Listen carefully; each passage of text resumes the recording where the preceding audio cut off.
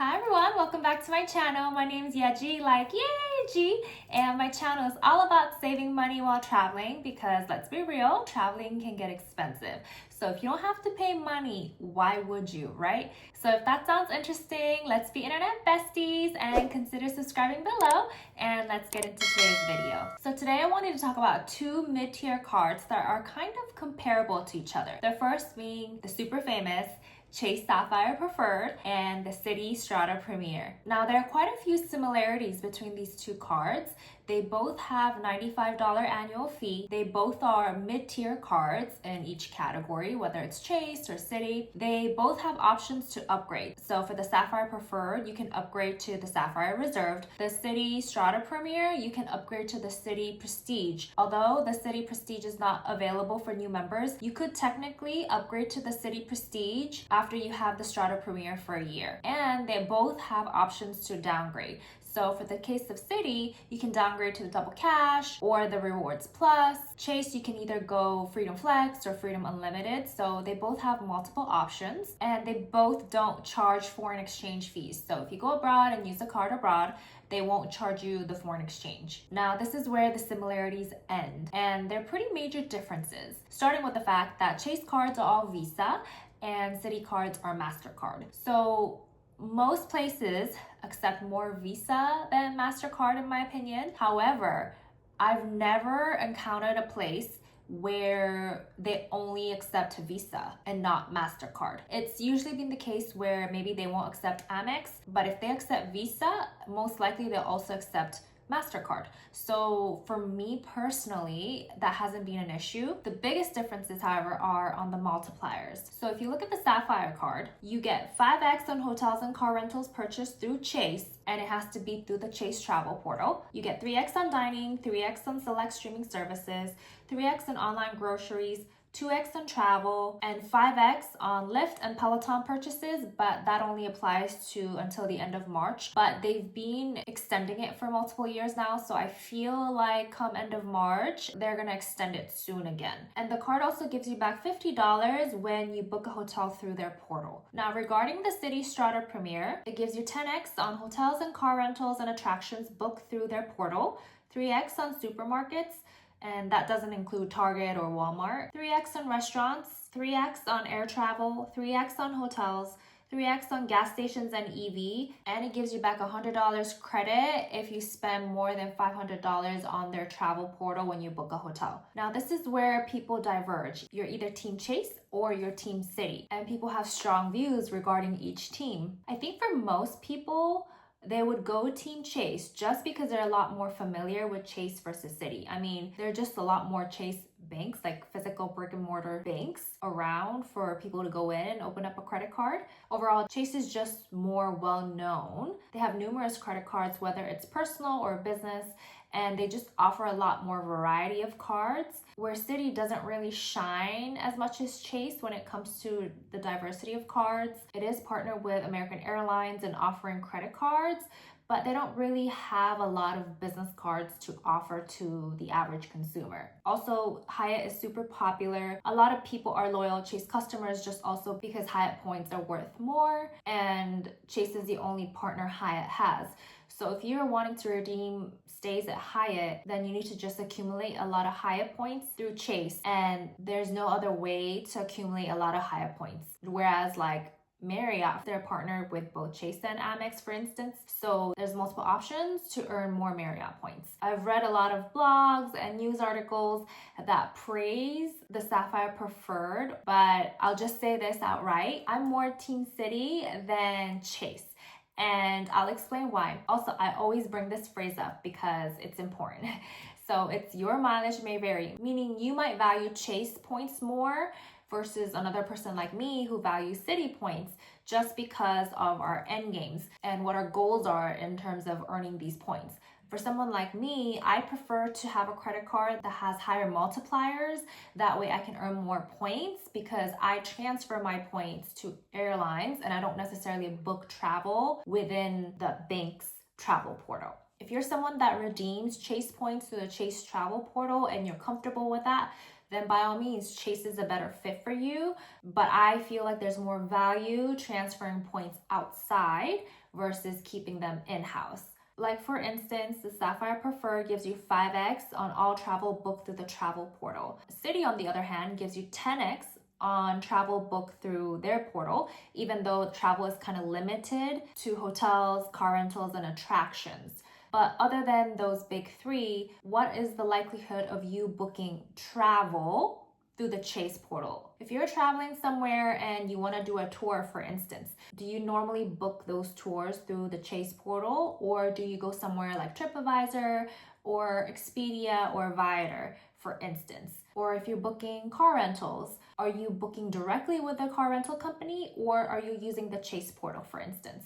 So these are the type of questions that you need to have and think about your patterns, because you might be missing out on multipliers by thinking that you might be getting the most points by using the Chase portal, for instance, whereas Citi might actually give you double the amount of points that you would normally get by using the Citi portal instead. I think when it comes to dining, they're both equal. They both get 3x. When it comes to supermarkets, though, Citi gives you 3x on supermarkets, whereas Chase is only for online grocery store purchases. I haven't tried this, but I'm curious to see if you go in store, will Chase still give you 3x on grocery purchases, I wonder. Or if it's just online like they say. Because I put my grocery purchases on different cards and not on Chase or Citi, so I'm just curious. Let me know if you guys use it on groceries, and if so, what did it code as? Citi gives you 3x on gas stations and EV charging, where the Chase one doesn't. And I think this is where it might be better for the average customer, and it can be more of an everyday type of card, whereas the Chase card is more limited to travel, because Citi covers all the basics like grocery stores, travel, and it gives you 3x on gas stations. So pretty much you're using this card every day. Whereas in my opinion, the Chase card is geared towards people that travel a little bit more, just because it gives you that 5x on Lyft. If you live in like the city and you take rideshare services a lot more than you would drive, then I think the Chase card is more appealing towards you, because it doesn't have the gas station multiplier. So in terms of multiplier, I'd say Citi wins. Now, when it comes to the annual fee, I think Chase has the upper hand. And I know the annual fee is the same for both cards, as I mentioned before, but Chase gives you $50 of hotel credit if you book a hotel through the travel portal, meaning you can use it like cash essentially, and your annual fee would drop to $45 a year. Citi, on the other hand, you have to spend $500 to get the $100 credit. So you're essentially spending money to save money or to get the $100. So in my mind, that's not worth it, especially because if you're spending $500 on a hotel, I would assume you have a loyalty to some sort of hotel and you have a credit card that you can put that $500 spend on. That way, that $500 is worth a lot more in terms of points than getting the insy-binsy points that Citi would give you by spending $500. So for Citi, the annual fee would just be $95. Just looking at the annual fee, I'd say Chase wins in that sense. I have both of these cards, and I'll be completely honest, I don't really use both of these cards. They're more of a stock drawer card for me. I have these cards just purely because I value the cards underneath them, meaning the cards that are lower tiered than these cards. Those are the cards I value. And in order for me to transfer points outside, I need these mid-tier cards to keep these points. And in saying that, I am thankful that the Chase card gives you $50 back. That way I don't have to spend a whole $95. It's just technically $45, whereas Citi it's $95, because I do use that hotel credit. And this is coming from someone that has IHG, Hyatt, and Marriott cards. I still find value in that $50, because sometimes I do travel somewhere that the hotel is not branded with the big hotel chains. Sometimes it's just a small hotel by the airport, or just a small hotel somewhere that you only need to spend a night for whatever reason on the road, and you can just use that credit for one night and you're good to go. Another area that Chase shines, I feel like, are domestic airlines. Chase is partnered with United, Southwest, and so you can transfer those points to United or Southwest. Now, I think Chase points are more valuable transferring into international airlines to fly abroad. I don't think there's value in transferring them domestically, especially United, because it's so expensive. Like the amount of points that United charges for just a domestic trip ticket is just too much in my opinion. Like you're better off saving that money, transferring it to even like KLM or Air France or even British Airways than using those points and transferring to United.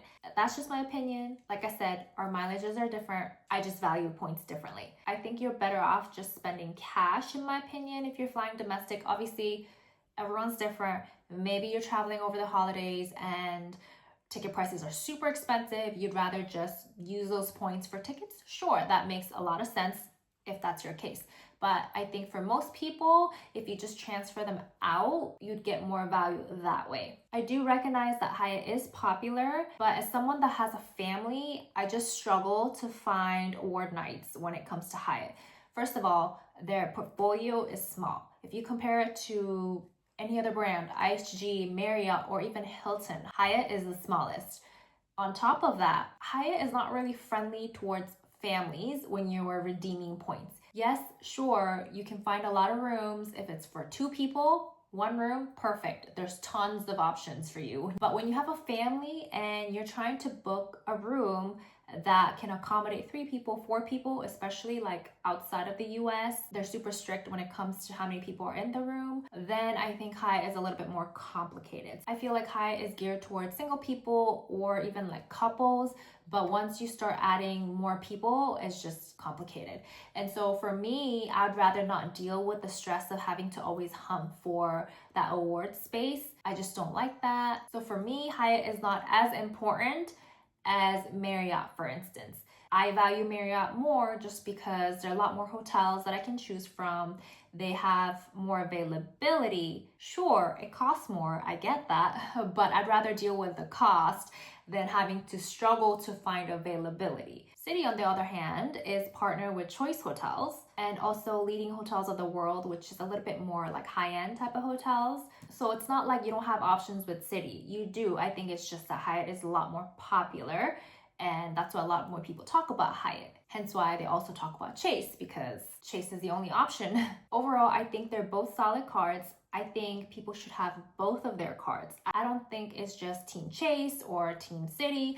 I think we can have both cards.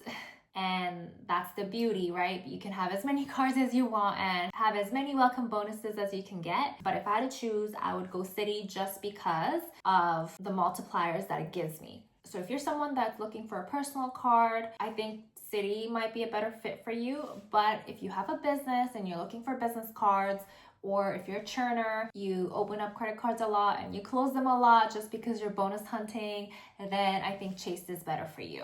But like I said, I think people should have both these cards because they're both important, because the cards below them are important. Having just these 2 cards is not enough. I think you need to have supporting cards for each card, whether you go to Chase or you go to Citi. That way, when it comes to multipliers, you're kind of covered in all aspects. Outside of the multipliers though, if you're looking at trip cancellations or baggage delays or rental car coverages and such, I think Chase is better off than Citi. Just looking at rental car, Chase offers primary coverage, which means when you rent a car, you don't have to pay for insurance through the rental company. You can just use the Chase card, whereas Citi, it's secondary. So meaning that insurance would only kick in after your first insurance expires or it doesn't cover enough. So in terms of protections, I think Chase wins. I think both cards are important. Both cards are needed in your portfolio. So if you can, I suggest having both cards available for you. My question to you guys though is, are you Team Chase or are you Team Citi? Which do you prefer? Or are you like me, somewhere in between that value kind of both cards and wanting both cards? Tell me, let's have a conversation because I'm curious. Like always, I hope today's video was informative and helpful. If you have additional comments or questions, you can leave them down below, and I'll see you guys in my next video. Bye!